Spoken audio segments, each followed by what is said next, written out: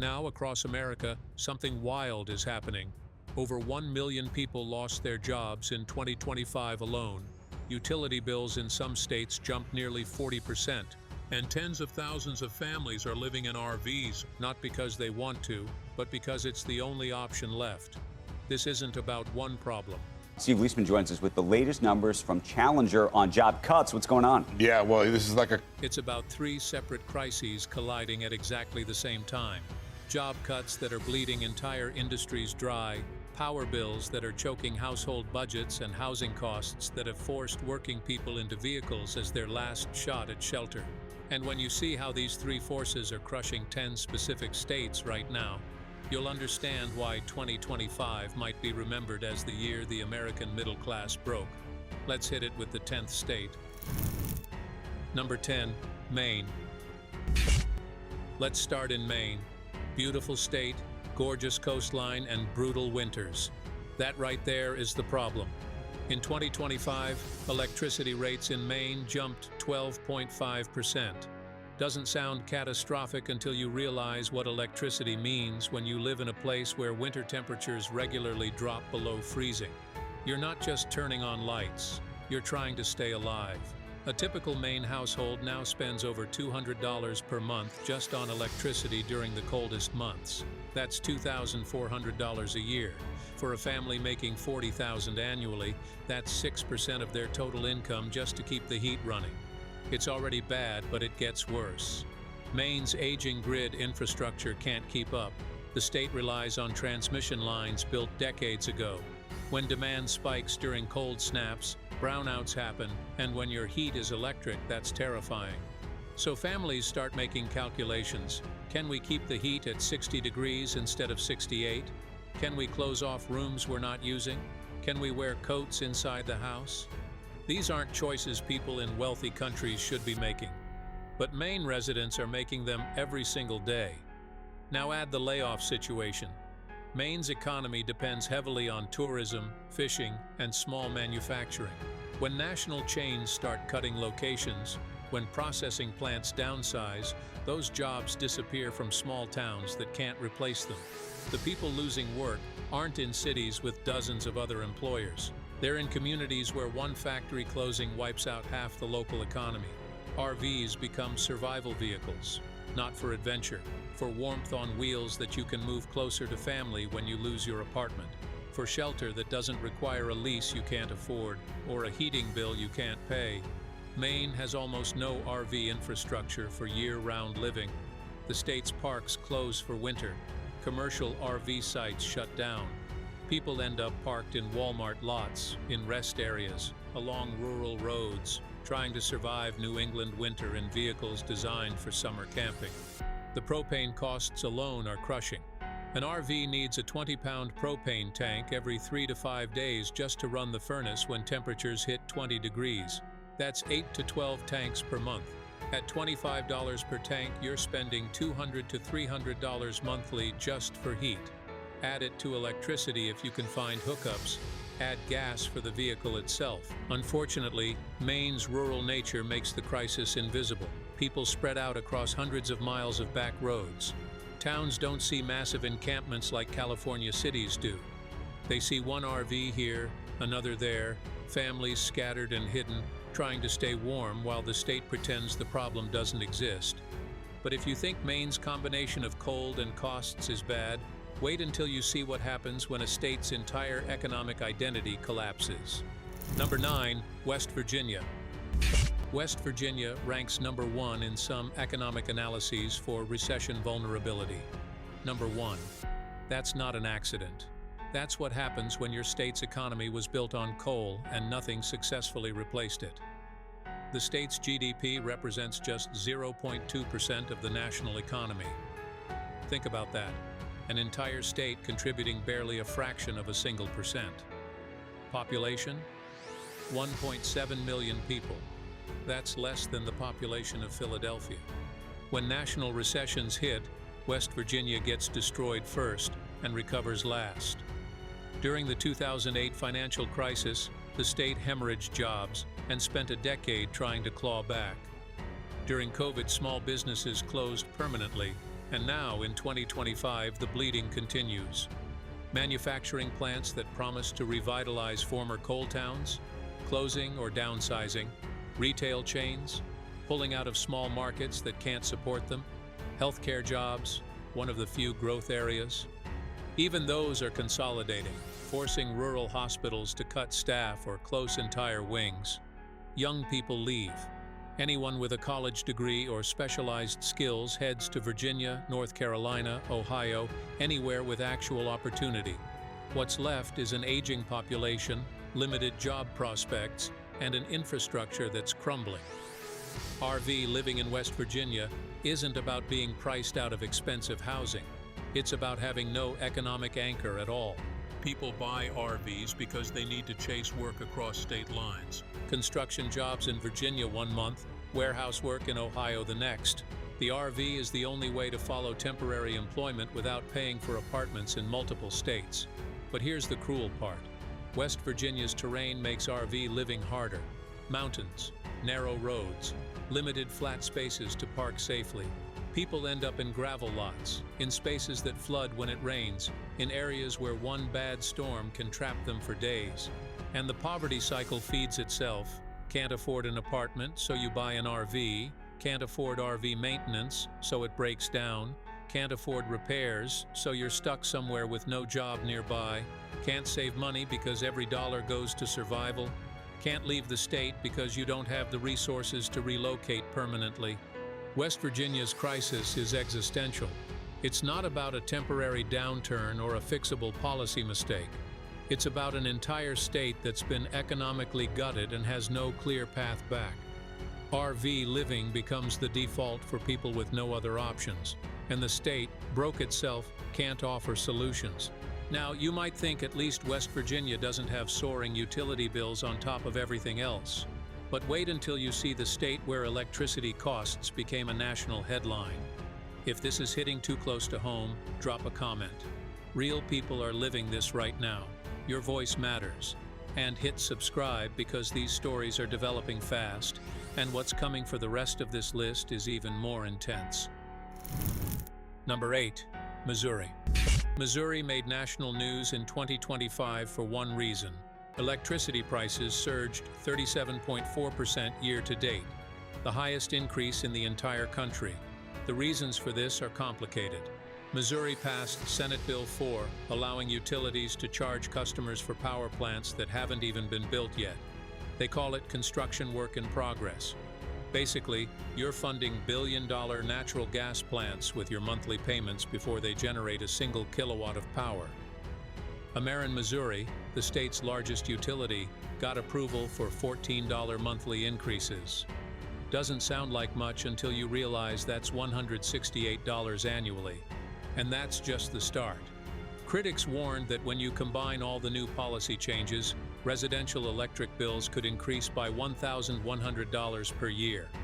For low to middle income families, that's devastating. Missouri's median household income is around $57,000. An extra $1,000 in utility costs means losing almost 2% of your entire annual income just to keep the lights on. Ameren disconnected over 90,000 households in 2024 because people couldn't pay their electric bills. 90,000 in a single year. Those are families, seniors, disabled people who literally lost power because they couldn't afford it. And when you can't pay utilities, you can't stay in your apartment. Landlords require proof you can cover rent plus utilities. Get behind on your electric bill, and suddenly you're an eviction risk. That's where RVs enter the picture. Missouri families are buying older RVs not as lifestyle upgrades but as financial lifeboats. An RV parked somewhere with electrical hookups still costs money for power, but it's cheaper than apartment rent plus skyrocketing electricity. For someone making $30,000 annually, spending $500 monthly for RV parking with utilities included beats spending $1,200 for an apartment plus $200 for electricity. Missouri's major cities, St. Louis and Kansas City, see increasing numbers of RVs appearing in industrial areas, along commercial strips, in neighborhoods where enforcement is lighter. Small towns see them in Walmart parking lots, truck stops, anywhere people can park overnight without immediate trouble. The state's response? More rate increases are coming. Evergy, Missouri West got approval for a $2.4 billion construction plan. They'll recover those costs from customers. Bills keep climbing. Families keep falling behind. The cycle continues. Missouri proves something terrifying. Even without massive job losses, even without California-level housing costs, utility bills alone can force working people into vehicles. When basic infrastructure becomes unaffordable, housing security evaporates for anyone living paycheck to paycheck. But utility shocks are only one way states are bleeding residents into RVs. Wait until you see what happens when a manufacturing economy starts to crumble. Number 7. Kentucky. Kentucky built its economy on manufacturing. Bourbon, tobacco, auto parts, warehouses and distribution centers spread across the state, bringing jobs that paid decent wages without requiring college degrees. That economy is dying. Manufacturing plants are closing at an alarming rate. Graphic Packaging announced closures. PrintPack laid off workers. Facilities that employed hundreds suddenly operate with dozens. And these aren't just job losses. They're entire community anchors vanishing. When a plant employing 300 people closes in a Kentucky town of 5,000, that's not just 300 families losing income. It's the local diners losing customers, gas stations seeing fewer sales, schools losing enrollment as families move away searching for work, and so on. The whole community ecosystem collapses. Kentucky also got hit with an 11.8% electricity increase in 2025. For a state where average wages are lower than the national median, that's brutal. So the cost of living is rising even when manufacturing jobs that used to pay $40,000 to $50,000 annually are disappearing. A Kentucky resident making $35,000 per year takes home maybe $2,400 monthly after taxes. Rent for a basic apartment runs $800 to $1,000. Add electricity at $150, water and sewer at $75, internet at $60, car payment and insurance at $400, groceries at $300. You're already at $1,900 to $2,000 monthly before accounting for gas, phone, healthcare, anything unexpected. One layoff, one medical bill, one car repair, and the entire budget collapses. There's no margin for error, none. So families make brutal choices. Sell the apartment furniture. Buy an RV for $8,000 to $10,000 with whatever savings remain. Find somewhere to park that doesn't cost as much as rent. Try to stabilize before the situation gets worse. Kentucky has expansive rural areas where people can park RVs on private land, in campgrounds that stay open year-round, in areas where enforcement is minimal. But that isolation creates new problems. Healthcare access, distance to any remaining jobs, social services that can't reach scattered populations. Kentucky's crisis is structural. The industrial jobs that supported middle-class life aren't coming back. The state hasn't successfully pivoted to a new economic model, and the costs of basic survival keep rising while incomes stagnate or fall. RV living becomes a survival strategy for people who did everything right, but still got crushed by forces beyond their control. The weird part? Kentucky's struggling manufacturing sector looks almost stable compared to what's happening in states where tech and traditional industries are collapsing simultaneously. Number 6, Illinois. Illinois thought it was immune. Chicago's a major city, diverse economy, finance, healthcare, manufacturing, tech. The state should be resilient, except it's not. Over 20,000 job cuts in 2025, tech companies downsizing, financial firms consolidating, retail chains shutting locations, manufacturing plants moving to states with lower costs. The job losses spread across sectors, which somehow makes it worse because there's no single industry to blame or fix. And then the electricity bill showed up. 15.2% increase, one of the highest jumps in the Midwest. For Chicago residents already paying high costs for everything else, that increase felt like one more punch to the gut. Illinois is expensive. Chicago rent averaged around $1,800 for a one-bedroom in 2025. Property taxes are among the highest in the nation. Sales taxes, gas taxes, fees, and costs for everything add up relentlessly. You need a good income just to survive middle-class life there. When job cuts hit 20,000 people, many of whom were earning $50,000 to $70,000 annually, those people enter a housing market they suddenly can't afford. Unemployment maxes out around $450 weekly in Illinois. That's $1,900 monthly. Your rent is $1,800. You've got $100 left for literally everything else: food, transportation, utilities, healthcare, phone. Impossible. RVs become emergency housing. Chicago sees them appearing in South Side neighborhoods, industrial corridors, areas where people hope they won't get hassled immediately.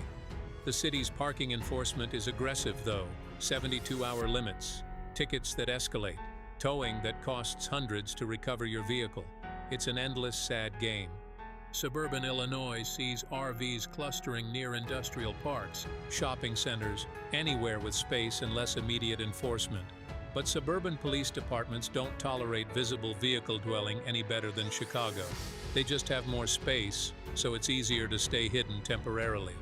Illinois also faces a population exodus: high taxes, declining job market, brutal winters.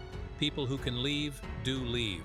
The ones who can't afford to relocate get stuck in a state where costs keep rising and opportunities keep shrinking. RV living becomes the bridge strategy. Live cheap for 6 months while saving for a move.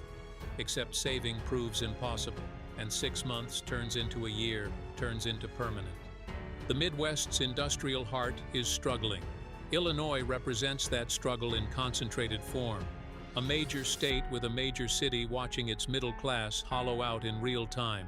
And the RV encampments spreading across Chicago metro areas are the visible symptom of an economy that stopped working for regular people. But Illinois is dealing with just economic pressure. Wait until you see what happens when a state becomes the literal symbol of overnight wealth that evaporates even faster. Number 5. Texas. Texas is weird. The state added jobs overall in 2025, economic growth in certain sectors. New residents are still moving there, but it's also pushing workers into RVs at an accelerating rate. How? Texas simultaneously announced 46,000 job cuts. That's how many people got laid off year to date. So the state gains jobs in hospitality, gains jobs in services, gains jobs in construction, but loses tens of thousands in tech, in energy, in sectors that pay actual living wages. Here's what we mean. When Amazon cuts jobs in Austin, those aren't retail workers making $15 per hour. They're tech workers, operations managers, analysts making $60,000 to $90,000 annually. When they get laid off, they flood a rental market that's already unhinged. Austin rent for a 2-bedroom apartment hit $3,200 in 2024. Dallas and Houston weren't much better. And Texas kept growing, kept attracting high earners, kept driving housing costs higher. The workers getting cut couldn't suddenly afford to stay, but many also couldn't afford to leave. Families, kids in school, roots established. You can't just pick up and move across the country when you're broke. RVs became the visible manifestation of the growth paradox. Texas grows, but not for everyone. High-wage jobs disappear. Service jobs that replace them don't pay enough to afford housing. The gap between rich and poor widens, and the people in the middle get crushed. Austin made RV dwelling functionally illegal within city limits. Can't park anywhere for more than 24 hours. Enforcement is relentless. Fines start at $75, escalate to $500. Tow your 30-foot trailer, and you're looking at $1,400 minimum to get it back. Most people living in RVs don't have $1,400. They lose everything. So people move to the suburbs and commute back into Austin for work they can barely find, burning gas they can't afford. They park in areas that tolerate RVs temporarily, knowing eventually they'll get pushed somewhere else. Houston's similar. The Permian Basin oil and gas sector runs on boom and bust cycles. When oil prices drop, companies fire everyone immediately. Thousands of workers suddenly have no income and no prospects. Many live in RVs out in West Texas. Parked near drilling sites when work is available, stuck in place when it's not. Texas electricity costs hit people hard too. The state runs its own grid, disconnected from national systems. When demand spikes, prices can surge wildly. During emergencies, some residents get bills for thousands of dollars. Even in normal months, electricity runs higher than people expect in a state where you need AC constantly to survive summers. The Texas dream, cheap living and opportunity, died somewhere around 2015. What replaced it is expensive living with opportunity only for people already wealthy. Everyone else fights for scraps. And when you lose that fight, you end up in an RV getting pushed from parking lot to parking lot by police who don't care where you go as long as you're not visible. But if Texas shows what happens when growth leaves people behind, the next state reveals what occurs when multiple financial pressures hit working people simultaneously. Number 4. New York. New York, the state everyone loves to talk about when discussing expensive places to live. And yeah, they're not wrong. 81,000 job cuts year-to-date in 2025. That number is staggering. Verizon alone slashed 13,000 workers, mostly U.S. employees, financial firms, tech companies, media corporations. The cuts spread across sectors and hit every income level. Electricity bills jumped 11.4%. For New York City residents already paying some of the nation's highest costs for everything, that increase hurts. Con Edison customers saw bills climb. Heating in winter, cooling in summer, both became more expensive in a state where you can't skip either without serious consequences. But the real killer is housing. New York City rent for a basic apartment runs easily $2,500 to $3,500 monthly. Even outer boroughs and areas people used to consider affordable now demand rents that require six-figure incomes. When highly paid workers get laid off, they think they'll find new positions quickly. 6 months of severance should cover them. Except the job market collapsed. 10, 15, 20 applicants for every decent position. Salaries dropped 30 to 40% from peak levels. Companies that used to pay $120,000 for a marketing manager now offer $85,000.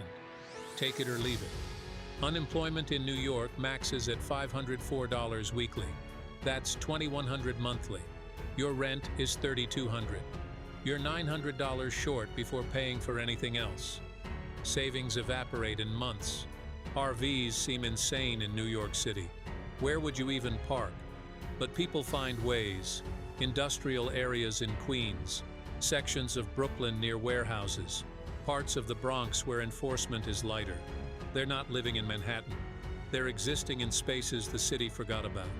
Upstate New York is different. Buffalo, Rochester, Syracuse. These cities have cheaper housing but also job losses, population decline, and harsh winters. RVs show up in parking lots, along commercial strips, near social service centers. People trying to maintain some kind of shelter while searching for work that barely exists. New York's crisis is about the urban squeeze. When you need a professional income just to afford basic housing, and those professional jobs start disappearing, the floor drops out for thousands of people simultaneously. There's no safety net, no middle ground. You either afford the insane costs or you fall into homelessness. RVs are the last buffer between working life and complete destitution. And New York's brutal combination of job losses and high costs looks almost manageable compared to what some dual-income states are experiencing. Number 3. New Jersey. New Jersey is a commuter state. People live there, work in New York or Philadelphia, commute daily. The entire economy depends on that flow. High property taxes fund local services. High housing costs reflect proximity to major job markets. It all works as long as people have jobs. Except 64,000 job cuts in 2025, a 454% increase, year over year. That's not a typo. The number of layoffs jumped over 4 times compared to the previous year, and electricity bills surged 13.6%. For families already stretched thin, that percentage translates to hundreds of dollars annually. Money they don't have, choices they can't make. New Jersey is the dual threat pressure cooker. You're dealing with job loss and utility spikes and expensive housing and property taxes all simultaneously. A family making $70,000 combined might have a mortgage at $2,200 monthly, property taxes at $800 monthly, utilities at $300 monthly. Before food, transportation, healthcare, they're spending over $3,000 monthly just on housing. Lose one income, and everything collapses instantly. New Jersey has no grace period, no time to figure things out. Miss one mortgage payment, foreclosure proceedings start, can't pay property taxes, liens get filed, behind on utilities, service gets shut off. RVs become desperate solutions. Sell the house before foreclosure destroys your credit completely. Take whatever equity remains. Buy an RV, park somewhere. Hope you can stabilize before money runs out. New Jersey doesn't want RVs visible. Towns pass ordinances banning oversized vehicle parking. Enforcement happens quickly in wealthy suburbs. Working-class areas tolerate RVs temporarily until complaints pile up and police start ticketing. The cruelest part? New Jersey residents often still have jobs. They're just jobs that no longer support the cost of living there. You're making $50,000 annually. That used to be okay. Now it's barely enough for survival. Add one financial shock, medical bill, car repair, anything, and you fall off the economic ledge. New Jersey represents the compression of the American middle class.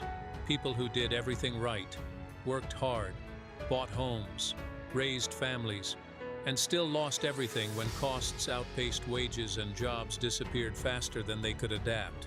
But New Jersey's dual pressures look almost survivable compared to the next state, where the fallen tech worker has become a symbol of economic collapse. Number 2. Washington. Washington State, home to Amazon, Microsoft, Boeing, Starbucks, tech giants, aerospace industry, coffee empire. This state was supposed to be the future of American prosperity. Over 300,000 job cuts in 2025 across the U.S., with Washington State contributing a massive share from its tech sector alone. Amazon slashed 27,000 positions. Microsoft eliminated 10,000. Google downsized its Seattle offices. Meta closed its Seattle VR division. These weren't low-wage jobs. These were software engineers making $130,000, product managers pulling $150,000, analysts earning $90,000, people who thought six-figure salaries meant security. They were wrong. Electricity bills in Washington jumped 13.2%. For a state that always prided itself on relatively cheap hydroelectric power, that increase felt like betrayal. Costs that were supposed to stay low suddenly weren't low anymore. But the housing market is what really destroys people. Seattle rent for a one-bedroom apartment hit $2,800 in 2023. Every neighborhood became unaffordable for anyone not pulling significant tech money. Bellevue, Redmond, Kirkland, all the east side suburbs, same story. High costs everywhere. When someone earning $120,000 loses their job, they think they'll find something quickly. They've got skills, experience, credentials, except every other person laid off has the same resume. Suddenly you're competing with hundreds of qualified candidates for every position. Salaries dropped 30% or more. Companies paying $120 now offer $85. Take it or stay unemployed. Severance runs out. Savings depleted. You're looking at apartments that want first month, last month, security deposit, plus proof you earn 3 times the monthly rent. You can't provide that proof anymore. You're rejected repeatedly. RVs become the fallback. Buy something used for $15,000 to $20,000. Park in areas that tolerate it temporarily. Try to stay clean, presentable, employable while living in a vehicle. It's humiliating for people who were middle class 2 years ago. Washington's crisis reveals something dark. High income doesn't guarantee stability anymore. Tech jobs aren't secure. Six-figure salaries don't prevent homelessness. When entire sectors collapse simultaneously, even supposedly successful people fall through the cracks. And an RV parked near the office where you used to work becomes your reality. Washington State is ground zero for the fallen tech worker phenomenon. People who climbed the ladder, earned the credentials, lived the dream, and then watched it all evaporate in mass layoff announcements delivered via Zoom calls. But as devastating as Washington's tech implosion is, nothing compares to the scale, scope, and sheer human cost of what's happening in the number one state. Number 1, California. California, where do you even start? 158,000 job cuts year to date in 2025, more than any other state, by far. Google, Meta, Apple, Tesla, Salesforce, Amazon, every major tech company with California presence cut deep. But it wasn't just tech. Entertainment industry layoffs in Los Angeles, retail cutting positions, healthcare consolidating. California already had the highest cost of living in the continental United States before any of this started. A one-bedroom in San Francisco costs $3,400, Mountain View $3,200, even Oakland $2,600. You need a professional income just to afford basic housing. Then the layoffs hit people making $200,000 annually. Product managers, senior engineers, directors. They got severance packages, thinking they'd find something within months. They didn't. The Bay Area tech job market completely collapsed. 10, 15, 20 applicants for every open position. Salaries crashed 30 to 40% from peak. Unemployment in California maxes at $450 weekly. That's $1,900 monthly. Your rent is $3,400. You're $1,400 short just on housing before food, transportation, utilities, healthcare, anything else. Savings disappear in 4 to 6 months for even well-paid workers. RVs became emergency housing on a massive scale. Conservative estimates put over 150,000 people living in RVs, vans, and motorhomes across California right now. Not retirees, not travelers. People who lost housing and had nowhere else to go. San Francisco has RVs lining entire streets in Bayview and Excelsior. Mountain View sees them near Shoreline Amphitheater. San Jose has massive encampments near the airport. Los Angeles vehicle dwelling is epidemic. The city has 45,000 people living in vehicles. Safe Park LA offers services for 300 vehicles.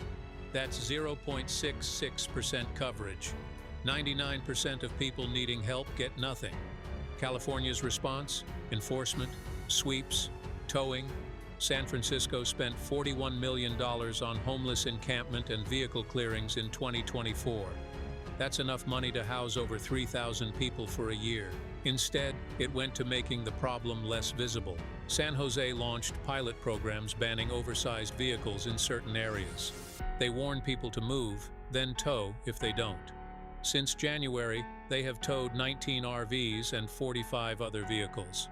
But within 90 days, over half returned to the same locations. Because where else can they go? Cities are offering money for people to surrender their RVs. San Jose offered Wayne Gardner $2,000 for the RV he'd lived in for 20 years. He watched it roll onto a tow truck, realizing he'd forgotten something inside. No time to get it. His home of 2 decades was gone. His pressure washing tools, his way of making money, almost lost in the rush. California passed legislation raising the threshold for when cities can tow and destroy RVs from $500 vehicle value to $4,000. Assemblymember Mark Gonzalez acknowledged this will affect most of the tens of thousands of RVs used as last resort shelter. The bill does nothing to address homelessness itself. It just strips away protections and makes it easier to destroy people's only remaining shelter. The cruelty is policy, making it illegal to exist, criminalizing survival, offering no alternatives while punishing people for having nowhere to go. California's scale dwarfs everywhere else. When you have 150,000 people living in vehicles, you're not dealing with an edge case problem. You're dealing with systemic economic failure. The housing market broke, the job market broke, the social safety net broke. Everything broke simultaneously. And the people paying the price are working people who did nothing wrong except exist in a state that decided housing should be an investment vehicle for the wealthy instead of a human right for everyone. California is the canary in the coal mine. The warning.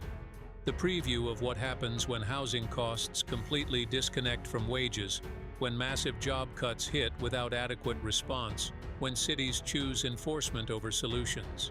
And every other state on this list is following the same path, just a few years behind. If this video shocked you, remember it's not theoretical. It's happening right now. These are real people, real families, real crises unfolding across America. Before you go, hit subscribe and turn notifications on. This situation is developing fast, and what comes next will affect more states, more industries, more families. The updates coming soon are ones you need to see. And check the video coming next because there's more to this story that explains how we got here and where we're headed.